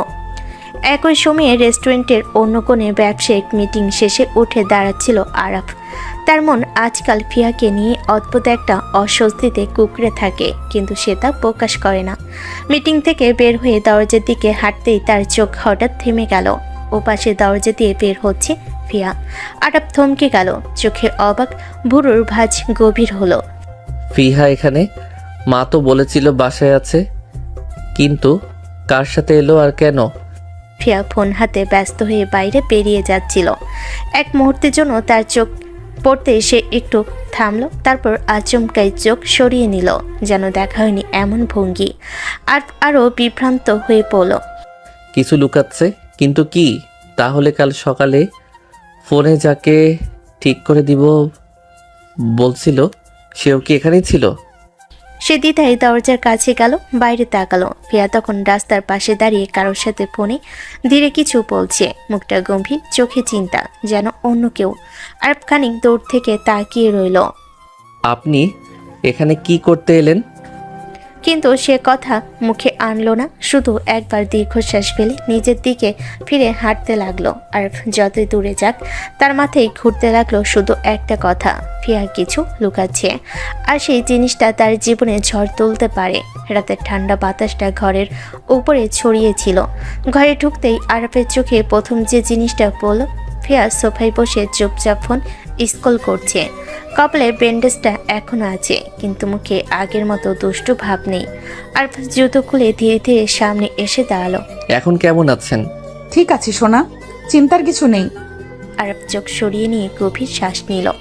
আজ রেস্টুরেন্টে দেখা সেই দৃশ্যটা মাথায় ঘুরছে বারবার। একটা কথা জিজ্ঞেস করি? ফিয়া সাথে সাথেই বুঝে ফেল ও তাকে দেখেছে, তবু নিজেকে সামলে নিয়ে ফোনটা টেবিলে রাখলো। জিজ্ঞাসা করো সোনা, কি হয়েছে? আজ রেস্টুরেন্টে কার কাছে গিয়েছিলেন? এক মুহূর্তের জন্য ফিয়ার চোখে ধপ করে কিছু একটা ঝলক দেখা গেল। চাপা ভয় না দোটানা বোঝা গেল না, কিন্তু সে হাসিটা ঠিক রেখে খুব স্বাভাবিক স্বরে বলল, ও সেটা, একজন কাজিন এসেছে বাহির থেকে, ওর সাথেই একটু দেখা করতে গিয়েছিলাম রেস্টুরেন্টে। এতে তো ভাবার কি আছে? বাড়ি রেখে রেস্টুরেন্টে কেন? বাসায় ডাকলে হতো না? এমনি ইচ্ছা হলো সোনা, বাইরে বেরোতে মন চাইছিল, তারপর ভাবলাম একটু দেখা করে আসি। তুমি তো অফিসে ছিলে, তাই বিরক্ত করতে চাইনি। একটা বড় নিঃশ্বাস ফেলে আরাফ চুপ হয়ে গেল। মনে যত প্রশ্নই থাকুক, মুখে আর তর্ক করলো না। ঠিক আছে। এত জিজ্ঞাসা করছো কেন? আমাকে কি মিস করেছো সোনা? আরব দ্রুত মুখ ঘুরিয়ে নিল, তার চেয়ে বেশি লুকাতে হচ্ছে নিজের সন্দেহ। সেদিন রাতে আরব বুঝলো ফিয়া কিছু লুকাচ্ছে, তবু তাকে চেপে ধরা যায় না। আর ফিয়া, ও বুঝলো আরব তার খোঁজ নিতে শুরু করেছে, আর এটাই তার মাথায় নতুন খেলা জাগিয়ে তুলল। গভীর রাত, বাড়ির সব লাইট বন্ধ, শুধু বারান্দার ফোটা ফোটা আলোটা অন্ধকারে থেমে থেমে কাঁপছে। ঘড়ির কাঁটা তখন 2:17 ছুঁয়েছে। ফিয়া ধীরে ধীরে চোখ খুলল, একবার আরফের দিকে তাকালো, ওর বুকের কাছে মুখ গুজে ঘুমাচ্ছে। তারপর নিঃশব্দে হাত সরিয়ে উঠে বসলো, চোখে সেই চেনা রহস্য, ঠোঁটে দমচাপা কঠিনতা। ধীরে ধীরে শাড়ির ভাত সরিয়ে উঠে দাঁড়িয়ে একটা ইঞ্জেকশন বের করলো। আর দেরি করা যাবে না, এখনই করতে হবে। নরম পায়ে হেঁটে দরজা খুলল, চুপ করে বেরিয়ে গেল ঘরের বাইরে। ঘটনাটি ঘটল পুরনো স্টোররুমে। অন্ধকারে দরজাটা একটু খট করে খুলল। ঘরে জমে থাকা ধুলো, স্যাঁতসেঁতে গন্ধ আর ফাঁকা দেওয়ালে কারো শ্বাস প্রশ্বাসের চাপা শব্দ। ঘরের ভেতর গড়গড় করে শব্দ করছে একজন মানুষ, চমকে লোহার চেয়ারে বেঁধে রাখা, চুলগুলো এলোমেলো, চোখে ভয়, মুখে অর্ধেক দাড়ি। লোকটা মাথা তুলতে ফিয়া কাছে এগিয়ে গেল। আবার এলে? আজ কি করতে চলেছ? ফিয়ার মুখে কোনো অভিব্যক্তি নেই। সে এগিয়ে এসে লোকটার হাতে শিরায় খুঁজে বের করলো। চুপ করো, ওষুধ না দিলে তুমি আবার পাগলামি করবে। আরাফ দেখলে ভয় পাবে, আমি তা করতে দেব না। দয়া করে আজ না, খুব ব্যথা হয়। ফিয়া বিন্দুমাত্র দয়ের সৃষ্টি না দিয়ে ইঞ্জেকশনটা ত্বকে পোষ করে দিল। সুই ঢুকাতে লোকটা গা ঝাঁকিয়ে নিঃশ্বাস চেপে ধরল। তুমি সুস্থ না হওয়া পর্যন্ত এই ওষুধ চালিয়ে যেতে হবে, আর কাউকে জানানোর দরকার নেই, বিশেষ করে আমার স্বামী আরাফ। ওকে, সব জানিয়ে দাও। এই লুকোচুরি কবে শেষ হবে? ফিয়া এক ঢোক গিল, কিন্তু উত্তর দিল না। শুধু ঘুরে দাঁড়িয়ে নিঃশব্দে বেরিয়ে গেল অন্ধকার ঘর থেকে। আবার নিজের ঘরে ফিরে ঘরে ঢুকে দেখলো আর ঘর ঘুমে।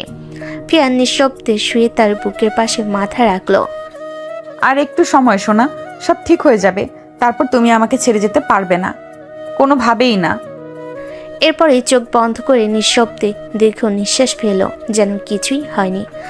আর ঘুমে কাতর আরাফ সেদিনও কিছুই বুঝতে পারল না।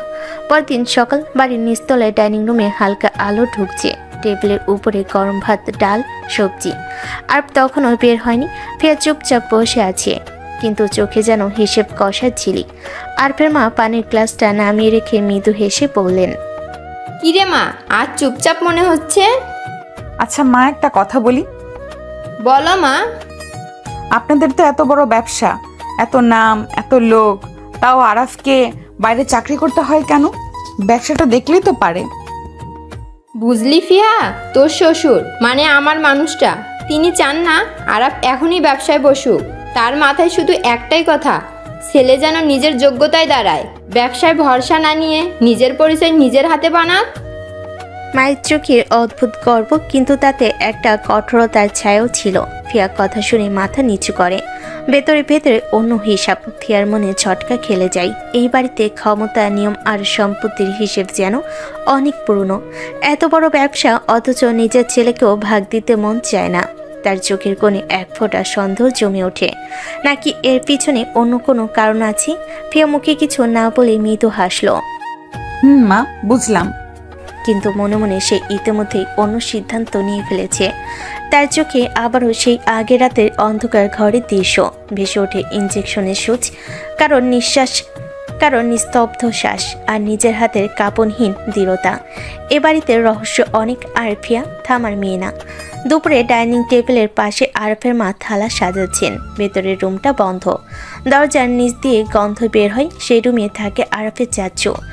বাড়ির কেউই কাছে যায় না, সবে বলে পাগল, কিন্তু ফিয়ার চোখ বলে অন্য কিছু। ফিয়া এগিয়ে এসে বলল, মা, আজ চাচ্চুর খাবারটা আমি দিয়ে আসি। না মা, তুই যাস না, ও আবার হামলা করতে পারে। আমরা তো কতবার দেখেছি, একটু এগোলেই রেগে ওঠে। ফিয়া ঠান্ডা স্থির দৃষ্টি নিয়ে মায়ের দিকে তাকালো। হালকা হাসি, কিন্তু সেই হাসির ভিতরে যেন কঠিন ইস্পাত লুকানো। সমস্যা হবে না মা, আপনি শুধু থালাটা দিন, দেখি আজকে কাকে কি করে। মা হতভম্ব। মেয়েটা তো শান্তভাবে কথা বলে, কিন্তু মনে হয় যেন ভয় নামে জিনিসটা ওর জন্মগত শত্রু। তবু ফিয়ার কঠোর নিশ্চয়তার মা বাধা দিতে পারলেন না। থালা এগিয়ে দিলেন চাচু রুমের সামনে। ফিয়া দরজায় হালকা ঠোকাঠুকি করলো। ভেতর থেকে কোনো শব্দ নেই। সে ধীরে ধীরে দরজা খুলে ঢুকলো। ঘর অন্ধকার, জানালা সবসময় বন্ধ। এক কোণে বসে আছে এক শুকনো ক্লান্ত মানুষ, আরাফের চাচু। চোখে শূন্যতা, যেন বছরের পর বছর কারোর ভরসা পাননি। ফিয়া থালা নিয়ে সামনে এগিয়ে ধীরে বলল, চাচ্চু, খাবার এনেছি। চাচু মাথা তোলেন। আজ কোনো চিৎকার নেই, কোনো ধমক নেই, বরং অদ্ভুত শান্ত, যেন কাউকে চিনতে পারছেন না, আবার চিনছেনও। ধীরে ধীরে হাত বাড়িয়ে থালাটা নিলেন। মুখে একটাও কথা নেই। ফিয়া শুধু দাঁড়িয়ে দেখলো। তার চোখে একটুও ভয় নেই, বরং গভীর পর্যবেক্ষণ। ব্যথা আছে, ক্ষত আছে, গত রাতে দেওয়া সেই ইঞ্জেকশনের প্রভাব কেমন। চাচু চুপচাপ খাওয়া শুরু করলেন। এই মানুষটার আগ্রাসন কোথায় গেল? নাকি আমার হাতের ওষুধই তার আচরণ বদলে দিচ্ছে? ভালো, চুপচাপ খাচ্ছে, কাজ এগোচ্ছে ঠিক মতো। রাতে বেলকুনির হালকা বাতাসে ফিয়ার চুল উঠছে, চাঁদের আলো তার মুখে পড়ছে নরম শান্ত, অথচ ভেতরে থাকা রহস্যগুলো আরো গভীর করে তুলছে। সে দূরে তাকিয়ে ভাবনে ডুবেছিল। হঠাৎ পেছন থেকে আস্তে আস্তে কেউ কাছে আসে। ফিয়া কিছু পৌঁছার আগেই আরব তার কোমর জড়িয়ে ধরে, গলায় মুখ ডুবিয়ে দিল। গরম নিঃশ্বাসে ফিয়ার পুরো শরীর কেঁপে উঠল। আরব কখনো আগে এভাবে কাছে আসে নাই, এতটা কাছে। এ আজ নতুন। ফিয়া অবাক হয়ে ফিসফিস করে বলল, কি হলো, এমন করছো কেন হঠাৎ? আরব আর দেরি করলো না, তার হাত ফিয়ার কোমর আরো শক্ত করে টেনে নিল। মুখ তুলে ফিয়ার কানে নরম স্বরে বলল, কি হবে মানে? আজ খুব খুব মন চাইছে তোমাকে আদর করতে। ফিয়া কথায় আটকে গেল। এতদিন এই ছেলেটা তার কাছে আসে না, দূরে দূরে থাকে। আজ হঠাৎ এমন তীব্র টান। আরব তাকে ঘুরি নিজের দিকে আনলো। ফিয়ার চোখে চোখ রেখে গভীরভাবে তাকিয়ে থাকলো এক মুহূর্ত, তারপর গলায় মুখ ডুবিয়ে আবার কিস করতে লাগলো। ধীরে আস্তে কিন্তু আগ্রহে ভরা ফিয়া পুরো শরীর জমে গেল প্রথমে, তারপর গলে যেতে লাগলো ধীরে ধীরে। আরবের স্পর্শ যেন তার জেদ শক্ত কঠিন মুখোশ সব ভেঙে দিচ্ছে। তার নিঃশ্বাস কেঁপে উঠল। এই ছেলে কি করে এভাবে আমাকে দুর্বল করে ফেলে? চুপ, আজ কথা না, শুধু একটু কাছে থাকো। ফিয়া কিছুই বলতে পারল না, শুধু চোখ বন্ধ করে আরবের বুকে মুখ রাখলো। প্রথমবারের মতো সম্পূর্ণ পাগল হয়ে গেল আরবের স্পর্শে। আরব তাকে কোলে করে বিছানায় নিয়ে শুইয়ে দিল, তারপর ঠোঁটে কিস করতে শুরু করলো। পাগলের মতো কিস করে যাচ্ছে সে ফিয়াকে। গভীর রাত, ঘরের বাতাসে লেগে আছে চাঁদের হালকা আলো আর ফিয়ার উত্তেজনার গন্ধ। আরব এখনো ফিয়াকে কোলে ধরে রেখেছে। আরাফ, এবার তো বেশি এগোচ্ছ। তোমাকে আদর করা আমার দায়িত্ব, সোনা। ফিয়া আরবের চোখের দিকে তাকলো। মনে মনে ভয়, লজ্জা আর আকর্ষণ সবই একসাথে। তবে একটু, এতটা দ্রুত না। আরবকে তার লাজ ভীষণভাবে টানে, তাই সে ধীরে ধীরে ঠোঁটে কিস করতে লাগলো। ফিয়া একেবারে হারিয়ে গেল। সে আরবকে আরো শক্ত করে ধরে রাখলো, হাতগুলো আরবের পেছনে শরীর জড়িয়ে ধরেছে, যেন আর কখনো ছাড়বে না। আল্লাহ, এই ছেলের হাত, এই স্পর্শ, আমার মন যেন এক মুহূর্তে গলে যাচ্ছে। আর ফিয়ার গলায় মুখ ডুবিয়ে আরো ঘনিষ্ঠ হয়ে গেল। ফিয়া আরবের কাছ থেকে চোখ সরাতে পারছে না, সে পুরোপুরি হারিয়ে গেছে স্পর্শের উত্তাপে। আরাফ, এটা তো তুমি আমার সোনা, সব সময় আমারই থাকবে। ছেড়ে যাবে না তো? কখনো না সোনা, কখনো না। ঘরের মধ্যে নিঃশব্দে ঘুরে আসে উত্তেজনা আর শান্তির মিশ্রণ। ফিয়া আরবের কোলে চেপে ধরেছে, আর আরবও তার স্পর্শে নিজেকে হারিয়ে দিয়েছে। রাতের এই ঘনিষ্ঠ মুহূর্ত তাদের সম্পর্ককে আরও শক্ত করেছে। ভালোবাসা, লজ্জা, উত্তেজনা সব মিলিয়ে।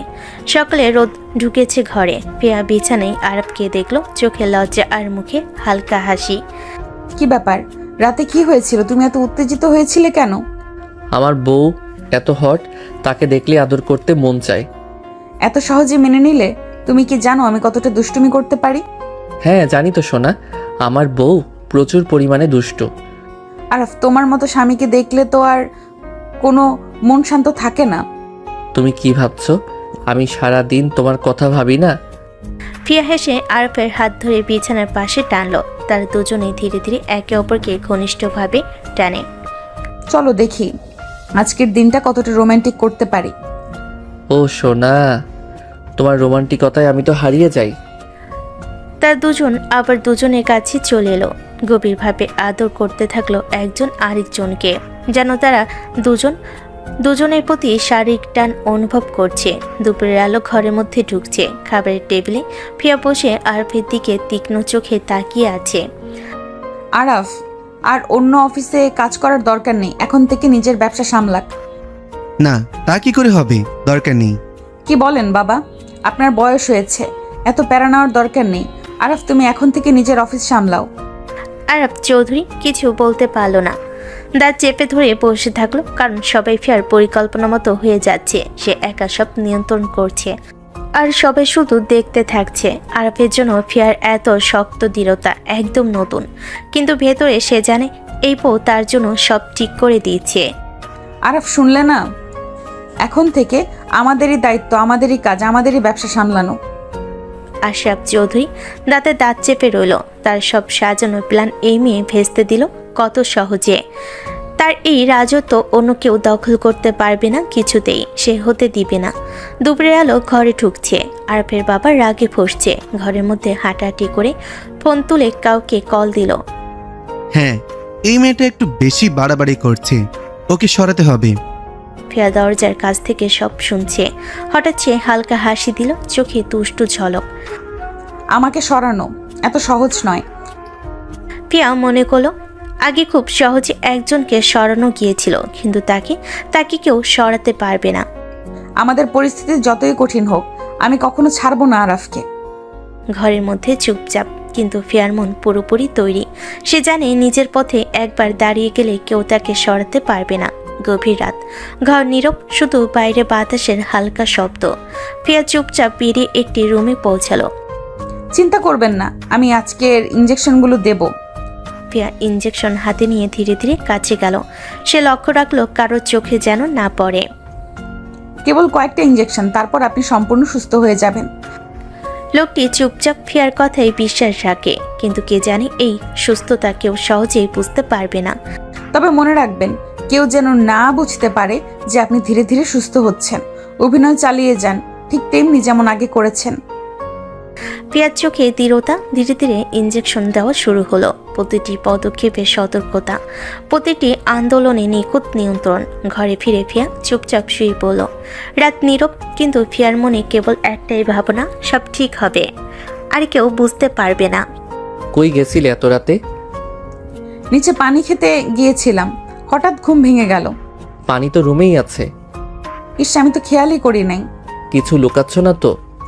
না জান, তোমার কাছ থেকে কি লুকাবো? আরফের চোখে একটু সন্দেহ, একটু কৌতূহল। ফিয়া ধীরে তার গলায় মুখ ডুবি কিস করতে থাকে। দেখো, আমি কোনো কিছু লুকাচ্ছি না সোনা। আরফ ফিয়ার স্পর্শে ধীরে ধীরে ডুবে যায়। ফিয়াও তার সন্দেহ দূর করতে আরফকে কিস করে তার মাঝেই নিয়ে যায়। ঘরের বাতাসে নরম নিঃশ্বাস, ঠোঁটে স্পর্শ। আরাফ আর ফিয়া দুজনেই হারিয়ে গেছে একে অপরের মাঝে। সকালটা অদ্ভুত শান্ত ছিল, যেন পুরো বাড়িটাই অপেক্ষা করছে আজ আরাফের জীবনের নতুন শুরুর দিন। রুমের বাইরে হালকা হাঁটার শব্দ, রান্নাঘর থেকে আসা চায়ের বাষ্প, সব মিলিয়ে যেন এক গভীর উত্তেজনা ছড়িয়ে আছে চারপাশে। ফিয়া আয়নার সামনে দাঁড়িয়ে চুল বাঁধছিল, কিন্তু তার চোখ ছিল দরজার উপরে। আজ আরাফের প্রথম অফিস, নিজের প্রতিষ্ঠানে। এতদিন বাইরে চাকরি করেছে, আজ প্রথম নিজের জায়গায় পা রাখবে। আরাফ শার্টের বোতাম লাগাতে লাগাতে দরজায় এসে দাঁড়ালো। তার চোখে এক ধরনের নার্ভাস, আত্মবিশ্বাস, দুটি বিপরীত অনুভূতি, তবু দুটোই ঠিক মানিয়ে গেছে তার মুখে। ফিয়া ধীরে ধীরে এগিয়ে এসে কলারের ভাঁজ ঠিক করে দিল। নরম গলেই বলল, আজ দেখিয়ে দাও তুমি সব পারো। তুমি পাশে থাকলেই সব পারবো। নিচে নামতে দেখা গেল আয়েশা বেগম কোরআন হাতে দাঁড়িয়ে। ছেলেকে দেখে গম্ভীর চোখে আনন্দের ঢেউ নেমে গেল। দাঁড়া বাবা, একটু দোয়া করি, খোদা তোমার এই সব ভালো দিকটা দেখা, যাই করবে মন পরিষ্কার রাখবে। দোয়াটা ঘরে শান্ত একটা আলো ছড়িয়ে দিল, কিন্তু সোফার পাশে বসে থাকা আশরাফ চৌধুরী ভুরু কুঁচকালেন। চশমা নামিয়ে ঠান্ডা কণ্ঠে বলেন, প্রথম দিনই এত আদর সোহাগের দরকার নেই, কাজ করুক, আদরে কোনো লাভ নেই। তার কণ্ঠে তীক্ষ্ণ বিরক্তি। আয়েশা বেগম থেমে গেলেন। ফিয়া শুধু মাথা নিচু করে চুপচাপ দাঁড়িয়ে রইল, কিন্তু তার চোখে ঝিলিক উঠে গেল এক মুহূর্তে। এই মানুষটাকে বোঝা সহজ না, কিন্তু আমিও সোজা নই, দেখবেন। আরাফ জুতা পরে দরজার দিকে এগিয়ে গেল। ফিয়া তাড়াতাড়ি ব্যাগটা এগিয়ে দিল। খেয়াল রেখো, সব কাজ যেন ঠিক মতো করতে পারে। তোমার জন্যই তো সাহস পাই।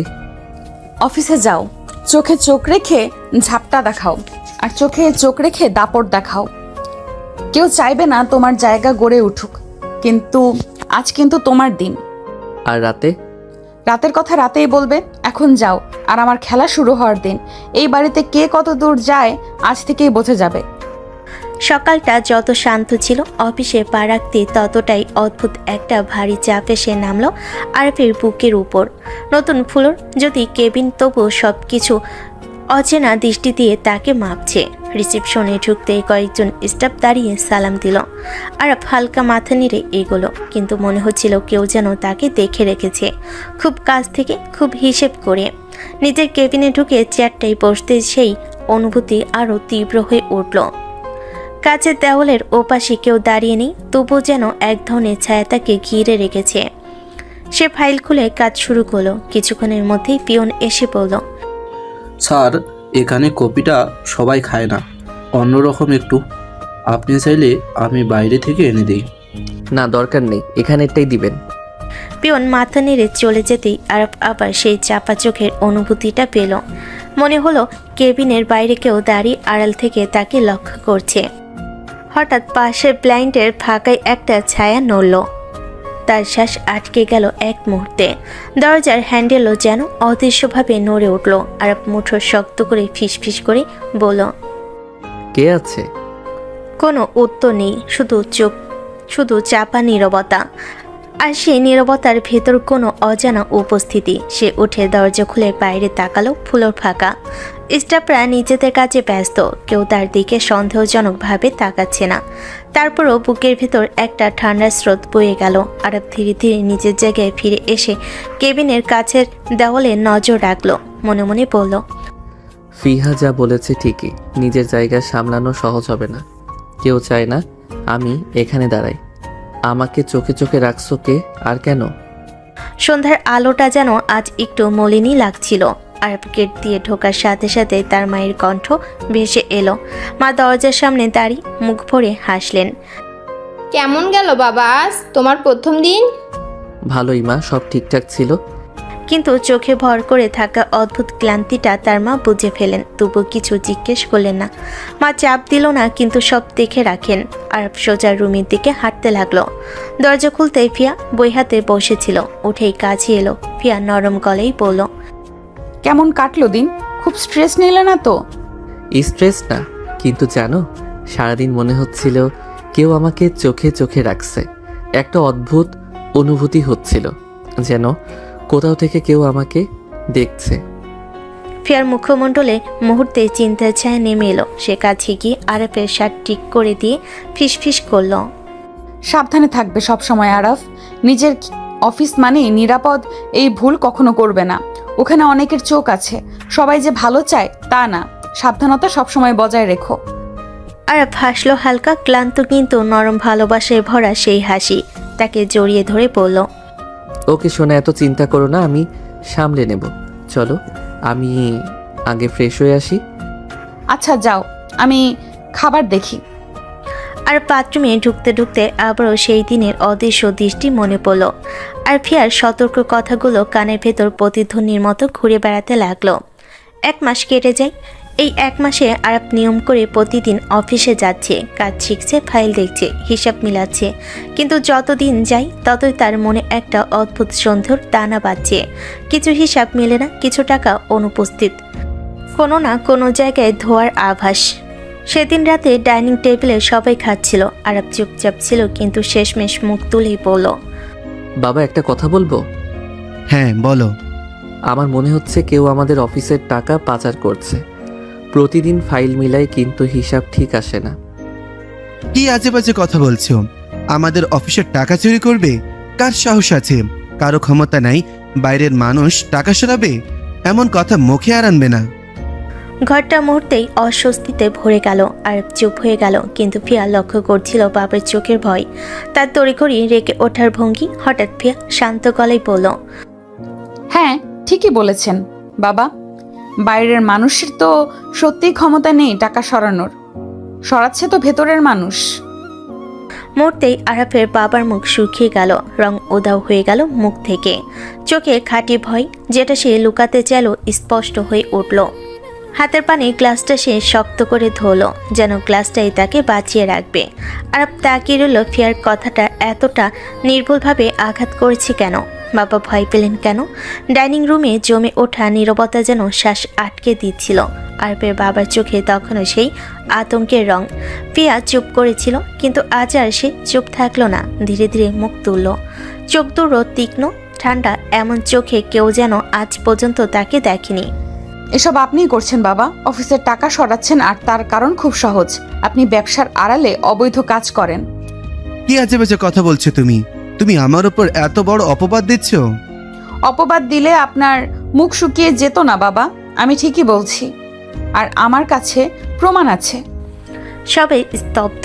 আরব এমনভাবে তাকিয়ে আছে যেন তার সামনে পুরো পৃথিবী উল্টে যাচ্ছে। বাবা কাপা হাত টেবিলে রেখে বলেন, কি প্রমাণ? কি আছে তোমার কাছে, বলো দেখি। পিয়া হালকা হাসলো। এই প্রথমবার তার হাসিতে কোমলতা নয়, একটা শীতল প্রতিশোধের ঝিলিক ছিল। সে সিঁড়ির দিকে তাকিয়ে ডাকলো, চাচ্চু প্লিজ আসুন। সেই মানুষটা ধীর পায়ে কিন্তু পুরোপুরি সচেতন চোখে ঢুকলেন। চুল গোছানো, মুখে ক্ষীণ হাসি, একদম সুস্থ স্বাভাবিক মানুষ। আরব তার মা সবাই তাকিয়ে হাঁ হয়ে গেল, চোখ কপালে ওঠার মতো বিস্ময়। এটা কিভাবে সম্ভব? চাচ্চু তো। বাবার মুখ বিকৃত হয়ে গেল। এক মুহূর্তে রং উধাও, আরেক মুহূর্তে লাল হয়ে উঠল। না, এটা হতে পারে না। তুমি তুমি তো চাচ্চু সব জেনে গিয়েছিলেন আপনার ব্যাপারে, আপনি কি করেন, কোথায় যান, কাদের সাথে মেলামেশা করেন, সব কিছু। তাই আপনি তার বাসার মানুষকে তার জীবন থেকে সরিয়ে দিলেন। চাচ্চুর প্রেম, তার ভালোবাসাকে আপনি নিজের হাতে সরিয়ে দিলেন, আর পরে চাচ্চুকে ইঞ্জেকশন দিয়ে পাগল বানিয়ে দিলেন, যাতে কেউ আপনার সত্য জানতে না পারে। চাচ্চু মাথা নিচু করলেন, চোখে অশ্রু। এতদিনের লুকানো যন্ত্রণা ফিরে এলো। আরবের মা কাপা গলায় বলল, এগুলো কি সত্যি? বাবা কোনো উত্তর দিলেন না, শুধু তার চোখে এখন একটাই জিনিস, পুরো খেলাটা হাতছাড়া হয়ে যাওয়ার আতঙ্ক। ঘরটা আবার জমে গেল ভারী নীরবতায়। বাবার মুখে স্পষ্ট রাগ, ভয়, অবিশ্বাস সব একসাথে মিলেমিশে এক অদ্ভুত অস্থিরতা। শুধু আজাদ সুস্থ হয়েছে মানেই এটা প্রমাণ হয় না যে আমি এসব করেছি। ও হয়তো সম্পত্তি পাওয়ার লোভে মিথ্যা বলছে। আরব মাথা তুলে তাকালো বাবার কথায়। একটা অদ্ভুত কম্পন, যেন নিজের কাঁধ হালকা করতে মরিয়া হয়ে উঠছেন। ফেয়ার চোখে তখন ভয় নেই, গভীর অটল আত্মবিশ্বাস। না বাবা, আজাদ চাচ্চু একা নন, আমার কাছে আরো প্রমাণ আছে। কি প্রমাণ? আপনি হয়তো ভাবেন সবকিছু গোপনে করেছেন, কিন্তু ভাগ্য কখনো পুরোপুরি লুকিয়ে রাখে না সত্যকে। ফুপি আসো। ঘরে ঢুকলেন এক মার্জিত, শান্ত কিন্তু ভেতরে লুকানো ক্ষতের ভারে ক্লান্ত এক মহিলা। শাড়ির আঁচল শক্ত করে চেপে ধরে দাঁড়ালেন। তার চোখে ছিল বহু বছরের জমাট বাঁধা যন্ত্রণা। আরব হতবাক, সে কখনো সেই মুখ দেখেনি।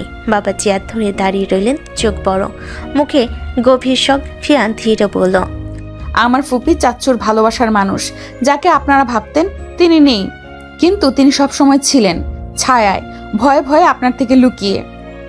তুমি তুমি মিথ্যা বলছো, অসম্ভব। মিথ্যে নয়, আমি আর আজাদ আমরা গোপনে বিয়ে করেছিলাম। বিয়ে? হ্যাঁ, কিন্তু এই লোকটা, এই মানুষটা আমাদের আলাদা করে দিল, আমাকে হুমকি দিল, আমার পরিবারকে ক্ষতি করার ভয় দেখালো, আর আজাদকে বলল আমি নাকি তাকে ছেড়ে অন্য কাউকে বিয়ে করেছি। চাচুর চোখে জল নেমে এলো। আরপের মা কাঁদতে শুরু করলেন। ফুপির কণ্ঠ ভেঙে গেল। আজাদ জানতেই পারিনি আমি কোথায় হারিয়ে গেলাম, আর আমি তাকে রক্ষা করার জন্য নীরব থাকতাম। যে মানুষটা আমাকে ভালোবাসতো তাকে বাঁচাতে আমি নিজেই হারিয়ে গেলাম তার জীবন থেকে। এখনো বলবেন বাবা সবই মিথ্যা? বাবা আর কিছু বলতে পারল না, তার মুখে শুধু ভয় আর ধরা পড়ে যাওয়ার অসহায়তা। সত্য অবশেষে বেরিয়ে এসেছে, যা তিনি এত বছর চাপা দিয়ে রেখেছিলেন। ড্রয়িংরুমের ভারী নীরবতা যেন আবার জমে জমে বরফ হয়ে গেল। সবাই তাকিয়ে আছে ফিয়ার দিকে। ওর চোখ দুটো অদ্ভুত শান্ত, কিন্তু ভেতরে পাহাড় সম দৃঢ়তা। ফিয়া ধীরে স্থির গলেই বলল, আমি আজ যা বলবো সব শুনে কেউ হয়তো আমাকে মেনে নেবে না, কিন্তু সত্য গোপন রাখার সময় শেষ। আমি এই বাড়িতে এসেছি শুধু একটা কারণেই, আমার ফুপির সম্মান ফিরিয়ে দিতে। আরব স্তব্ধ, তার বুক যেন ধাক্কা খেলো কোনো অদৃশ্য পাথরে। ফিয়া তাকালো তার দিকে, কিন্তু চোখে কোনো কোমলতা নেই। এমনি তো এই বাড়িতে প্রবেশের অধিকার আমার ছিল না, তাই আমাকে বাধ্য হয়ে একটা কঠিন পথ বেছে নিতে হয়েছে। এই বাড়িতে ঢোকার একটাই উপায় ছিল, তোমাকে বিয়ে করা। এই কথাই যেন পুরো পৃথিবী থমকে গেল। আরবের ঠোঁট শুকিয়ে গেল, শ্বাস বন্ধ হয়ে আসছে। মানে তুমি আমাকে ভালোবেসে বিয়ে করনি? না, তোমাকে আমি মাধ্যম হিসেবে ব্যবহার করেছি এই বাড়িতে ঢুকতে, এই সত্যগুলো বের করতে, আজাদ চাচ্চুকে সুস্থ করতে, আর আমার ফুপির অপমানের প্রতিশোধ নিতে। আরব যেন ভিতর থেকে ভেঙে পড়ল, তার চোখে কষ্ট, অবাক হওয়া, বিশ্বাস ভাঙার চরম যন্ত্রণা। এতদিন তুমি যে আদর, যত্ন, হাসি দেখিয়েছো সবই অভিনয়। হ্যাঁ, এটা একটা মিশন ছিল। রাতের পর রাত আমি চাচ্চুকে গোপনে চিকিৎসা করেছি। যখন তুমি ঘুমিয়ে থাকতে, যখন তুমি ভাবতে আমি শুধু তোমাকে ভালোবাসি, আমি তখন সত্যকে বাঁচাতে দৌড়াচ্ছিলাম। আরবের বুকটা যেন চিড়ে গেল। সে চেয়ার ধরে দাঁড়ালো, কিছু বলতে পারছে না, চোখ লাল হয়ে উঠছে। ঠিক তখনই ফিয়া ফোনটা বের করলো। সময় হয়ে গেছে, এবার আইন তার কাজ করবে। হ্যালো, আপনি আসতে পারেন, প্রমাণ সহ সব প্রস্তুত। কয়েক মিনিটের মধ্যেই পুলিশ ঢুকে পড়লো বাড়িতে। বাবা চমকে উঠে চেয়ারে দাঁড়ালো। এটা মিথ্যা, আমাকে ধরতে পারবে না, আমি কিছুই করিনি। আপনার বিরুদ্ধে অবৈধ ব্যবসা, হত্যার ষড়যন্ত্র এবং মাদক দিয়ে একজনকে মানসিকভাবে অক্ষম করার প্রমাণ পাওয়া গেছে। আপনাকে গ্রেপ্তার করা হচ্ছে। বাবা পালাতে চাইলো, কিন্তু পুলিশ তাকে ধরে হাতকড়া পরিয়ে বের করে নিল। আর পাথরের মতো দাঁড়িয়ে রইল, ছবির মতো জমে গেল। ফিয়া তার দিকে তাকালো, একটু অনুতাপ নেই চোখে। তোমাকে আঘাত দেওয়ার উদ্দেশ্য আমার ছিল না আরাফ, কিন্তু সত্যের দাম থাকে। আজ আমার ফুপি আর চাচ্চুর সম্মান ফিরে পেল, তাই আমি কোনো ভুল করিনি। আর আমি আমার যেটুকু ভালোবাসা তোমাকে দিয়েছি সেটা কি ভুল ছিল? ফিয়া কোনো জবাব দিল না, ঠান্ডা হাওয়ার মতো পাশ কাটিয়ে চলে গেল। আরবের বুক ভেঙে গেল। প্রথমবার সে বুঝল ভালোবাসা কখনো কখনো ছুরির চেয়েও ধারালো হতে পারে। আর ফিয়ার হাত ধরে টেনে নিজের রুমে নিয়ে এলো। দরজাটা ঝট করে বন্ধ করে দিল। তার চোখে সেই রাগ, কষ্ট, ভয় সব মিলেমিশে এক ঝড়। তুমি কোথাও যাবে না, কোথাও না। আমি তোমাকে ভালোবাসি, বুকের ভেতরটা কাঁপে তোমাকে ছাড়া। তুমি যদি চলে যাও আমি বাঁচব না ফিহা। কথা শেষ না হতে সে ফিয়ার দুগাল ধরে তার মুখে ঝড়ের মতো চুমু খেতে লাগলো, গালে, কপালে, ঠোঁটের কোণে, যেন এতদিনের ভয়, কষ্ট আর অভিমান সব সেই ছোঁয়ায় ঢেলে দিচ্ছে। ফিয়া এক হাত দিয়ে তাকে থামানোর চেষ্টা করলো। ছেলেটার কাপা কণ্ঠে মন নরম হয়ে গেল। এইসব কি করছো? আমি আমি কোথায় যাব বলো তো? তুমি নিজেই তো বললে মিশন শেষ, মানে তুমি চলে যাবে। আমাকে শুধু ব্যবহার করলে, তাই না? তাহলে এখন থাকার কি কারণ? ফিয়া গভীর শ্বাস নিয়ে তার হাত দুটো ধরে ফেলল, চোখে এক ধরনের নরমতা যা সে এতদিন দেখায়নি। তুমি কেন এমন ভাবছো? হ্যাঁ, আমি এই বাড়িতে ঢোকার জন্য তোমাকে মাধ্যম বানিয়েছিলাম, সেটা সত্যি, কিন্তু এখন কেন চলে যাব? কারণ তুমি আমাকে ভালোবাসো না, আর প্রেম ছাড়া তো কেউ কারোর সাথে থাকে না, তাই না? আমি কোথাও যাচ্ছি না, শুনছো? মিশন ছিল সত্যি, কিন্তু তার মানে এই না আমি পালিয়ে যাব। আমাকে তোমার এভাবে ধরে রাখা লাগতো না। কিন্তু তুমি যদি কখনো চলে যাও? তাহলে তোমাকে নিজেই নিয়ে যাব সাথে। আমি থাকতে চাই, কারণ আজ আর মিশন না, তুমি আছো। আরবের চোখ ভিজে উঠল। ধীরে ধীরে ফেয়ার ঠোঁটে আবারও চুমু দিল, এবার ভয় থেকে নয়, স্বস্তি থেকে। রুমের ভিতর দুজনের নিঃশ্বাসে একটা গভীর শান্তি নামলো, যেন ঝড় শেষে পাওয়া নিরাপদ আশ্রয়। ফেয়ার ধীরে ধীরে আরবের বুক থেকে সরে এলো, কিন্তু তার দু হাতে এখনও আরবের শার্টের কলারে জড়িয়ে আছে। সে চাইলেই সে হারিয়ে যাবে। চোখ দুটো অদ্ভুত শান্ত, ভেতরে এক স্বীকারোক্তির ভার। ফিয়া নরম গলায় বলল, আরাফ, একটা কথা ভুল বুঝেছ। হ্যাঁ, আমি প্রথমে মিশনের জন্য এসেছিলাম, তোমাকে ব্যবহার করেছি, এটা সত্যি, কিন্তু সেই সময়টা যত গেছে ততই আমি নিজেই বদলে গেছি। বদলে গেছো মানে? আমি ধীরে ধীরে তোমাকে ভালোবেসে ফেলেছি আরাফ। আমি চেয়েও তোমাকে ভুলতে পারিনি। তোমার সেই সরল সহজ চেহারা, তোমার শিশুর মতো রাগ, তোমাকে দেখে লাফিয়ে এসে জড়িয়ে ধরা, তোমার সেই আদর, যত্ন, আমি কিছুই ভুলতে পারবো না, কখনোই না। সত্যি তুমি আমাকে ভালোবাসো? হ্যাঁ, ভালোবাসি, যতটা ভাবতে পারো তার থেকেও বেশি। প্রথমে ভেবেছিলাম মিশন শেষ হলে চলে যাব, কিন্তু এখন বুঝি তোমাকে ছাড়া আমি নিজেও বাঁচতে পারবো না। আর এগিয়ে এসে দু হাত দিয়ে ফিয়ার মুখটা তুলে ধরলো। তুমি যদি একবার বলো যে তুমি থাকবে, তাহলে আমি আর কখনো ভয় পাবো না। আমি থাকবো আরাফ, তোমার পাশে, তোমার জীবনে যেখানেই থাকবে সেখানেই আমি।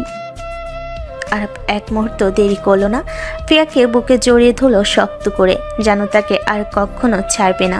ফিয়াও চোখ বন্ধ করে সেই আলিঙ্গনে হারিয়ে গেল, কারণ এই আলিঙ্গন আর মিশনের নয়, এটা তার নিজের হৃদয়ের বেছে নেওয়া জায়গা। আর ফিয়ার মুখ তুলে ধরে ঠোঁটে ঠোঁট ডুবিয়ে দিল। ফিয়াও সাড়া দিল তার সাথে, ভালোবাসে মত্ত হলো দুজনে।